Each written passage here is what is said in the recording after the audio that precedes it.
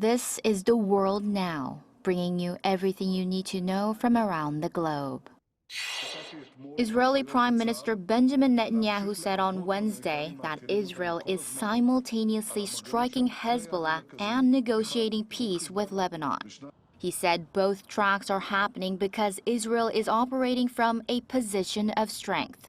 Netanyahu said Israeli forces are on the verge of capturing Bint Jbeil, which he called Hezbollah's capital in southern Lebanon, and that Israel will not stop until Hezbollah is fully dismantled.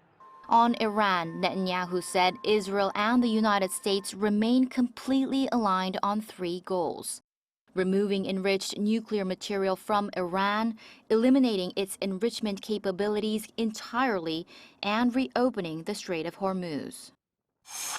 In Turkiye, a second school shooting in 2 days has left 9 victims dead. A 14-year-old student walked into a middle school in Kahramanmaraş province in southeastern Turkey on Wednesday and opened fire on classrooms of 10 and 11-year-old children, killing 8 students and 1 teacher. 13 others were wounded, 6 of them critically, and the shooter also shot himself dead. Turkey's interior minister ruled out terrorism, calling it a personal attack. Authorities believe the 5 weapons and 7 magazines belonged to the shooter's father, a former police officer who was detained on Wednesday. U.S. First Lady Melania Trump walked into Capitol Hill on Wednesday to personally push Congress to pass the most significant update to America's foster care system in over 25 years. Melania called the legislation a, quote, moral imperative.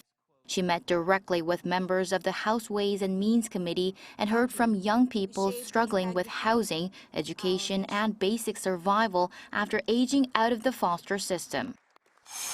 Britain's national broadcaster, the BBC, announced plans on Wednesday to cut up to 2,000 jobs. The biggest layoffs in more than a decade come as the BBC looks to slash £500 million from its annual budget amid financial pressures. The BBC is in the middle of a leadership transition, with former Google executive Matt Britton to take the reins next month following the resignation of the former Director General over a misleading edit of U.S. President Donald Trump's January 6th speech. Trump is suing the organization for $10 billion in a defamation lawsuit over the incident. Chu Ji-han, ArirangNews.